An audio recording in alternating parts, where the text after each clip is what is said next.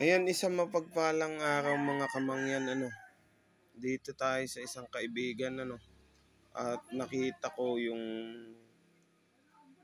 tibay ng mutya na tinatangan niya. Dito na lang, kasi ito, masasabi kong mga gagamit ito. Halos, pangkalahatan na din, Yung texture na lang niya, tapos, imahe, Saan mo ito nakita, pare? Hindi niya masabi dahil pumana nga daw ng kanyang dulo. Ay rin, nakipag-swap ka lang.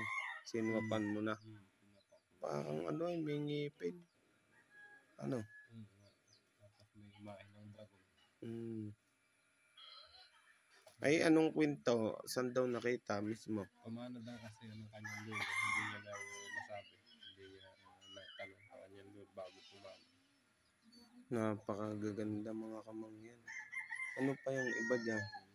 Yung itong mahinusay. Ay may imahe.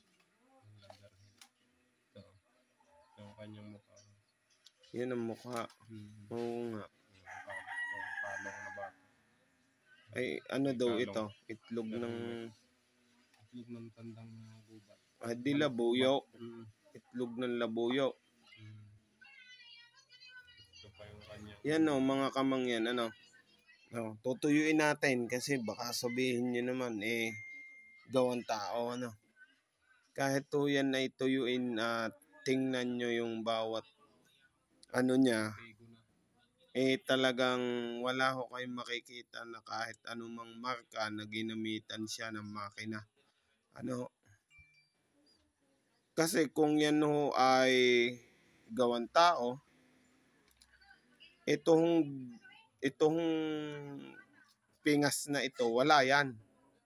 Kasi lilinisin niya ng todo. Makinis. Kita nyo naman, hukay na hukay. Talagang fossil egg siya, Masasabi natin fossil egg siya.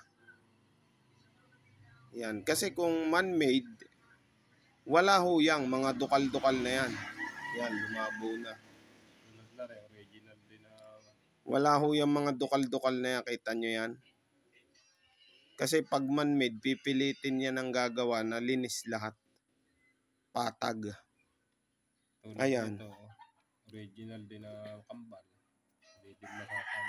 Ay talagang hindi siya man-made kasi pansinin niyo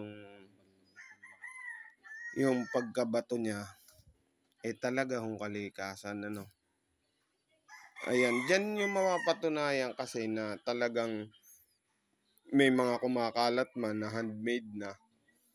Meron pa din nun talagang mga kalikasan.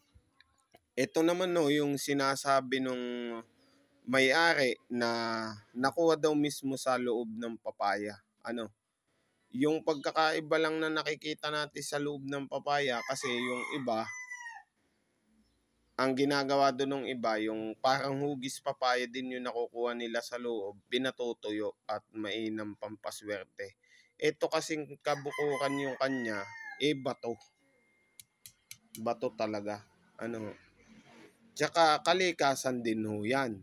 Hindi yan handmade o gawa ng tao.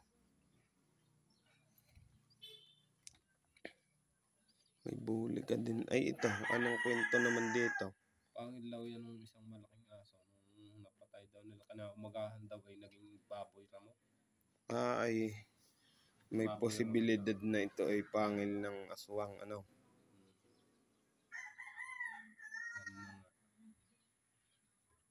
Ay, ganun nga, may butas.